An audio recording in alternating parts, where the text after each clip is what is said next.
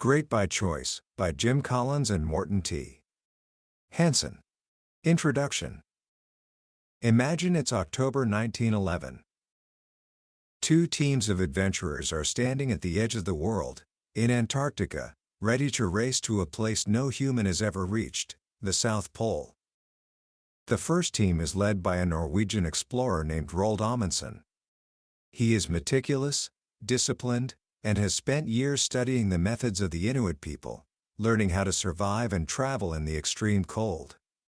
His preparation is almost fanatical. The second team is led by a British Royal Navy officer, Robert Falcon Scott.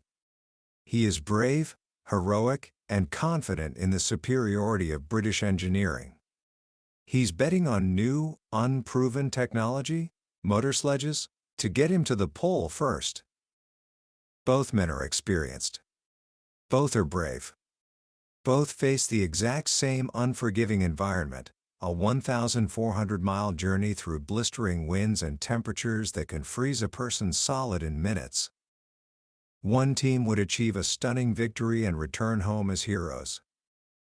The other team would reach the pole only to find their rival's flag already there, planted a month earlier. Defeated, they would turn back, only to be swallowed by the advancing winter, a race for their lives that they would ultimately lose. All 5 men would perish. So, what separated them? Why did one team thrive in the face of chaos, while the other was destroyed by it? Was it luck? Was it the weather? Or was it something else entirely? This is the question that lies at the heart of the masterpiece of business research we're exploring today. Great by Choice by Jim Collins and Morten T. Hansen. After the wild success of his book Good to Great, which sold millions of copies, Collins was faced with a new, gnawing question. In a world that feels increasingly chaotic, unpredictable, and unstable, why do some companies and leaders navigate the storm and achieve spectacular success, while others, in the exact same storm, sink? To find the answer, he and his team spent 9 years meticulously studying companies that rose to greatness in the most turbulent industries imaginable: biotechnology, airlines, computer software. They weren't looking for companies that were just successful, they were looking for what they called 10x companies.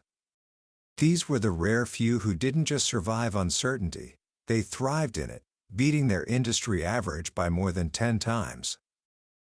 And what they discovered overturns much of what we think we know about success in a fast-moving world. It wasn't the most innovative, the most visionary, or the most risk-taking leaders who won. It was someone else entirely. It was the Amundsens, not the Scotts. Over the next few minutes, I'm going to share with you the secrets they uncovered. This isn't just about business. It's about a philosophy for life. By the end of our journey today, you will understand the 3 core behaviors that separate the great from the merely good, and you'll hold the blueprint for how you, too, can be great, not by chance, but by choice. Book summary. Let's go back to that frozen landscape in Antarctica. For decades, the story of Amundsen and Scott has been told as a tale of luck. Scott, the tragic hero, was just unlucky with the weather. Amundsen, the winner, just got lucky. But Jim Collins is a man obsessed with data, not myths. When his research team dug into the historical records, they found something astonishing. During the first critical month of their respective journeys, Amundsen and Scott faced the exact same ratio of good weather days to bad weather days. The environment was not the variable. The variable was the men themselves. Amundsen's philosophy was simple: prepare with such intensity that you can reduce the role of luck. He studied the Inuit, learning to use dog sleds, a technology perfected over centuries. He learned to wear loose-fitting furs to avoid sweat, which could freeze and kill him. He meticulously placed supply depots along his route, not just with one flag, but with a line of 20 black flags stretching for miles, so he couldn't miss them even in a blizzard. He carried enough extra supplies to miss every single depot and still survive. He assumed things would go wrong and prepared for it. Scott, on the other hand, was a romantic gambler. He rejected the dirty methods of the Inuit and dogs. Instead, he bet on ponies, which sweated, got encased in ice, and struggled in the snow. He also bet on brand new motor sledges, which had never been fully tested in polar conditions. The engines cracked in the first few days. The ponies failed. And his team ended up having to pull their own sleds by hand, an agonizing method called man-hauling. When the weather turned against him, Scott wrote in his journal about his terrible luck. Amundsen, when facing even worse weather, simply put his head down and kept marching. This contrast, between the disciplined preparer and the reactive gambler, is the key to everything in Great by Choice. The leaders of the wildly successful 10x companies behaved just like Amundsen. The leaders of the companies that failed or faded behaved just like Scott. Collins and his team found that these 10x leaders were not what we might expect. They weren't more visionary, more creative, or more charismatic. In fact, sometimes they were less so. They were, however, defined by a powerful triad of core behaviors, a kind of secret recipe for success in an uncertain world. These three behaviors are fanatic discipline, empirical creativity, and productive paranoia. Let's break them down, because this is where the wisdom truly lies. First, fanatic discipline. This isn't about being rigid or bureaucratic. It's about an almost monomaniacal consistency. It's about rejecting the pressures of the herd and sticking to your principles, no matter how difficult. Consider Peter Lewis, the CEO of Progressive Insurance. In the 1990s, Wall Street was a circus. Stock prices swung wildly based on whether a company met the quarterly earnings that analysts had predicted. There was this game everyone played. The CEO would privately tell the analysts what the earnings would be. The analysts would predict that number, and when the company hit it, everyone was happy. Lewis thought this was dishonest and undisciplined. He refused to play. The result? Progressive stock was a roller coaster. One day it would soar 18% because they beat the unpredictable earnings. The next quarter, it would plummet 19% because they missed them. This volatility made the company a target for a hostile takeover. It was a huge risk. A normal leader would have caved. They would have just played the game. But Peter Lewis was a 10xer. He refused to compromise his values. Instead, he did something radical. He announced that Progressive would become the first public company to publish its financial statements every single month. This gave analysts real data to work with, freeing Progressive from the prediction game. It was an incredible amount of extra work, a fanatically disciplined solution to stay true to his principles. It was his version of Amundsen placing 20 flags instead of just one. This fanatic discipline shows up in a concept the authors call the 20-mile march. Imagine you decide to walk 3,000 miles across the United States, from California to Maine. You have two choices. You could be like Person A, who commits to marching 20 miles every single day. On beautiful sunny days when you feel great and could easily do 40, you hold yourself back and march only 20. On freezing, stormy days when you're exhausted and just want to stay in your tent, you force yourself up and march your 20 miles. Relentless, consistent progress. Now, consider Person B. On the first day, they're so excited they blast out 40 miles. The next day, they're exhausted and it's hot, so they take the day off. They wait for good conditions, then go all out, and hunker down during bad weather. Who gets to Maine first? Person A, a 20-mile marcher, wins by a huge margin. Why? Because their consistency builds strength and reserves, while Person B is left exhausted and exposed when an unexpected storm hits. The 10x companies were all 20-mile marchers. Stryker, a medical device company, set a law for itself: Achieve 20% net income growth every single year. Not a goal, not a hope. A law. In good years, when Wall Street screamed for more growth, they held back. In bad years, when the industry was in a recession, they found a way to hit their 20%. This discipline made them incredibly resilient. Their direct competitor, USSC, was the opposite. They chased explosive growth, sometimes growing over 300% in a year. But when the industry hit a downturn, their erratic pace had left them exposed. They collapsed and were eventually acquired, disappearing forever. They were the person who ran 50 miles one day and got caught in a blizzard the next. The great irony Collins found is that in a chaotic, fast-changing world, the winners didn't react with radical fast change themselves. They imposed their own pace, their own discipline, onto the world. The 20-mile march builds confidence, it reduces the chance of catastrophe, and it helps you exert self-control in an out-of-control environment. That's fanatic discipline. The second 10xer behavior is empirical creativity. Empirical just means based on evidence and observation. When faced with uncertainty, most people look to others for cues. What's the conventional wisdom? What are the experts saying? What is everyone else doing? 10x leaders don't do that. They look directly at the evidence. They are intensely curious and rely on what they can prove, not what they think. The best story of this is Andy Grove, the legendary CEO of Intel. In 1994, he was diagnosed with prostate cancer.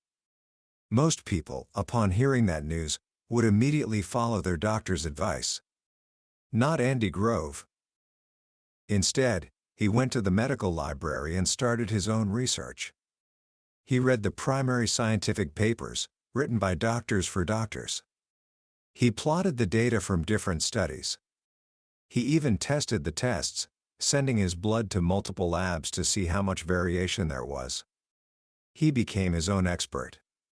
He learned that within the medical establishment itself, there was huge disagreement about the best course of treatment. So, armed with his own empirical data, he made a decision about his treatment that went against the dominant conventional wisdom at the time. He reflected later, "I decided to bet on my own charts." He survived and lived for many more years. That's empirical creativity. It's not about being a lone wolf just for the sake of it. It's about grounding your bold, creative moves in hard evidence. This is how 10xers make big bets without being reckless gamblers. This leads to the brilliant concept of fire bullets, then cannonballs. Imagine you're on a ship at sea, and an enemy ship is approaching. You have a limited supply of gunpowder. You could take all your gunpowder, pack it into one giant cannonball, and fire. But what if you miss? You're out of gunpowder. You're defenseless. You die. That's an uncalibrated cannonball. Instead, what if you take a small amount of gunpowder and fire a small bullet? It misses. You adjust your aim. You fire another bullet. It gets closer. You fire a third, and, ping ? It hits the hull. Now you have a calibrated line of sight. Now you take all your remaining gunpowder, load the cannon, and fire a massive cannonball right along that proven trajectory. Boom! You sink the enemy ship. The 10x companies almost never fired big, uncalibrated cannonballs. They were constantly firing bullets, small, low-cost, low-risk experiments to see what would work. Amgen, the 10x biotech company, started by firing bullets at everything: a hepatitis vaccine, a growth hormone for chickens, even a bioengineered indigo dye for blue jeans. Most of these bullets hit nothing. But one bullet, a protein called EPO that could treat anemia, showed real promise. They put a little more resources behind it. The evidence grew. Once they had empirical proof, once the bullet had hit the target, they went all in. They fired a cannonball. EPO became one of the biggest blockbuster drugs in history. Their comparison company, Genentech, was actually more innovative. They were famous for huge, revolutionary breakthroughs.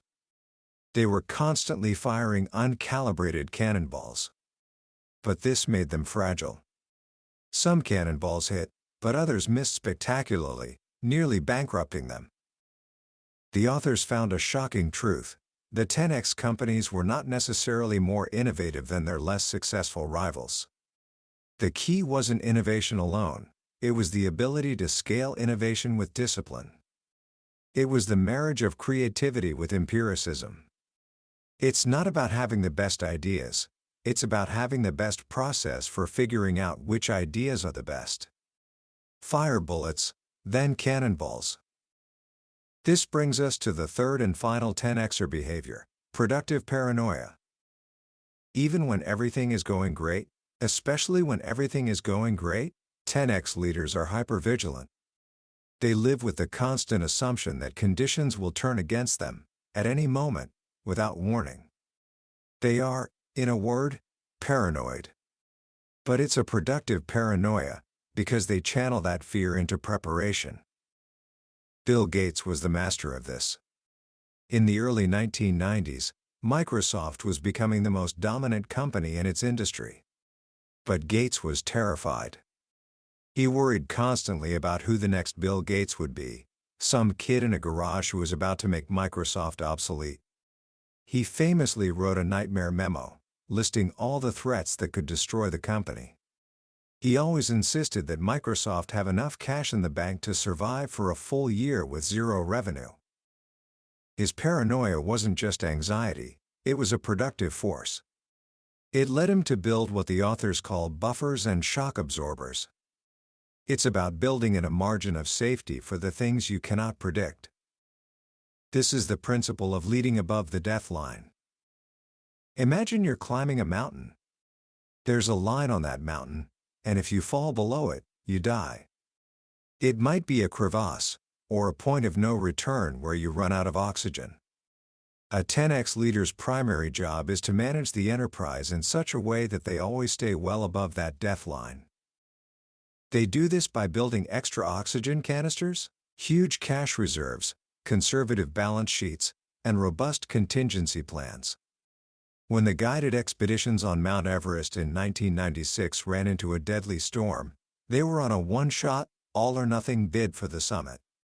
They didn't have enough oxygen to go down, wait out the storm, and try again. They were too close to the death line.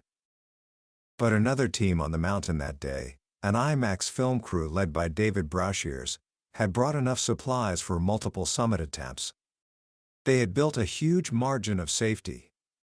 When Brashears sensed the conditions didn't feel right, he made the tough call to turn his team around and go down. Why? Because he could. He had the extra oxygen. He was leading far above the death line. After the storm passed, his team went back up and successfully completed their mission. The other teams were not so fortunate. Southwest Airlines did the same thing. For decades, they maintained a fortress-like balance sheet. It seemed inefficient during good times. But when the 9/11 attacks happened, the airline industry was plunged into chaos. Other airlines, which had been operating with no margin for error, went into a tailspin, laying off tens of thousands of employees. Southwest, with its huge cash reserves, didn't lay off a single person. They were profitable in the fourth quarter of 2001. Their stock price actually went up. They had their extra oxygen canisters ready before the storm hit. So we have fanatic discipline, empirical creativity, and productive paranoia. How do you pull all of this together into a coherent operating system? The answer is something Collins calls a SMAC recipe. SMAC stands for specific, methodical, and consistent. A SMAC recipe is a set of durable, clear, and concrete operating rules for the company. It's the cookie-cutter approach that turns your high-level strategy into a repeatable formula for success. It's not vague values, it's a specific list of what to do and, just as importantly, what not to do. In 1979, the CEO of Southwest Airlines, Howard Putnam, laid out a 10-point SMAC recipe. It included things like: utilize the 737 as our primary aircraft. Not just be efficient. Stay out of food services. A clear what not to do. No interlining with other airlines. 10-minute gate turns. This recipe was brilliantly simple and specific. Everyone in the company knew the rules. It provided a clear framework for decisions. And here's the amazing part. Over the next 25 years, a period of massive disruption in the airline industry, that recipe remained about 80% intact. Now, remember PSA, the airline that Southwest copied in its early days? PSA had the exact same recipe. But when deregulation hit, they panicked. They thought the new, chaotic world required a radical new approach. They abandoned their recipe and tried to become more like a traditional airline. They started flying different types of planes, added more services, and moved away from their simple, low-cost model. They lost their discipline, and eventually, they were swallowed by a competitor and disappeared. The 10X companies changed their recipes far less than their comparisons. When faced with a changing world, their first instinct wasn't to change themselves, but to ask, have we lost discipline in adhering to what we know works? Only when the empirical evidence was overwhelming did they cautiously amend their recipe, like amending a constitution. Which brings us to the final, and perhaps most profound question of all. What about luck?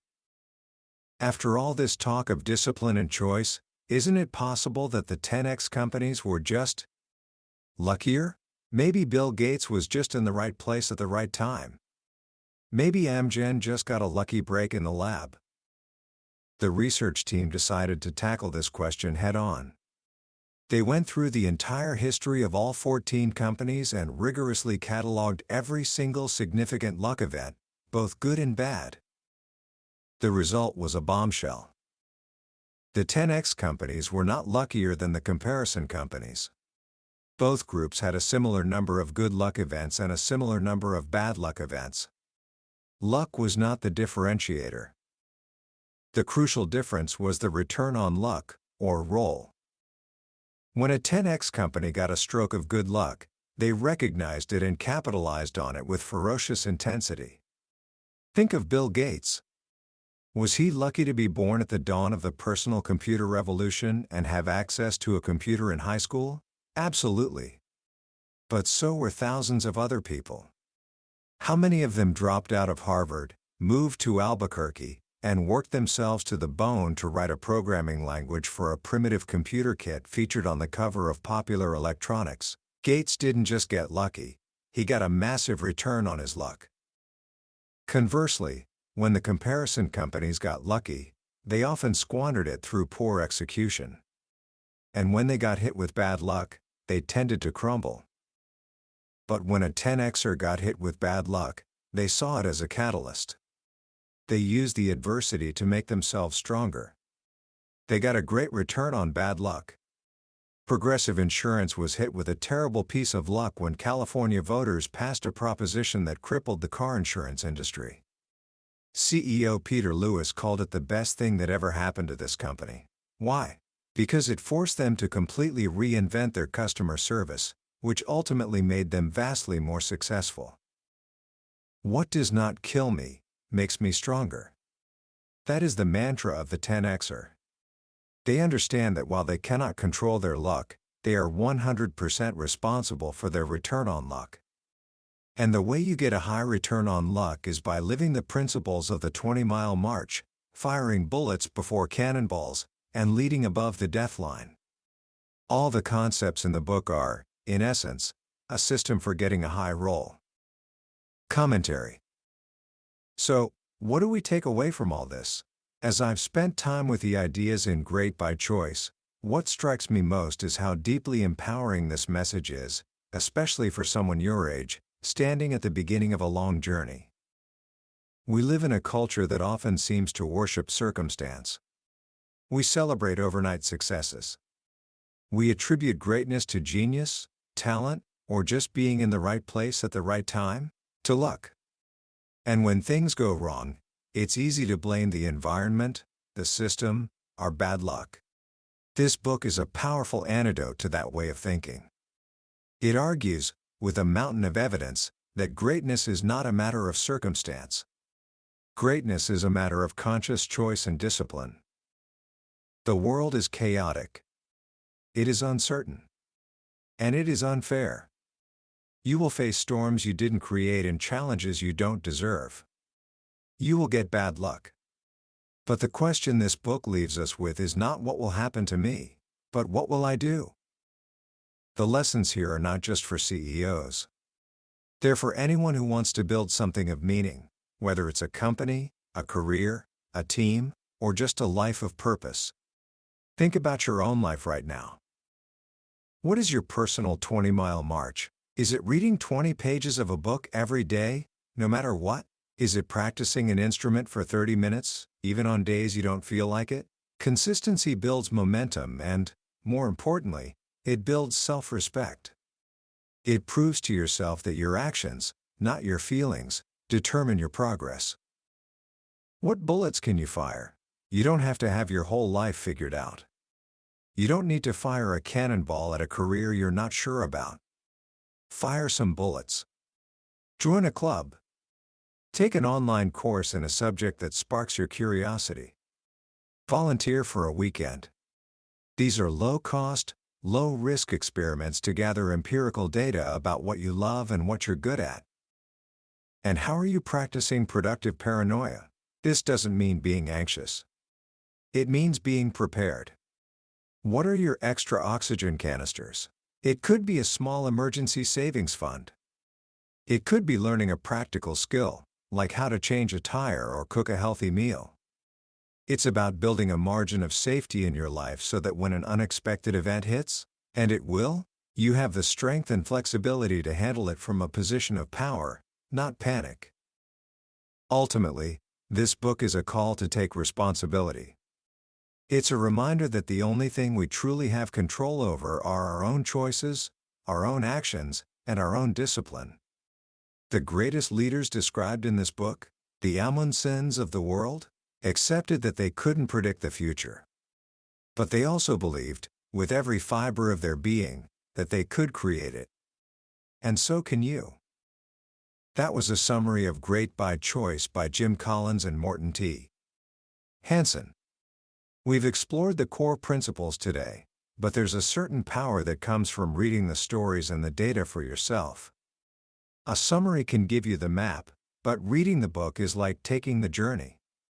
It's in the detailed accounts of the leaders' struggles, in the stark contrast between the winners and the losers, that the lessons really sink in and become a part of you. This summary is meant to give you a powerful head start. If any of these ideas, the 20-mile march, firing bullets, or getting a high return on luck, have sparked something in you, I encourage you to pick up a copy. Reading it isn't just an exercise in learning, it's an investment in a mindset that can genuinely shape the way you approach every challenge and opportunity for the rest of your life. The link to the book is in the description. Also, if you found this journey valuable, please take a moment to like this video and subscribe to the channel. It lets me know that these explorations matter, and it ensures you won't miss our next dive into another life-changing book from the billionaire's bookshelf. Let's keep growing together.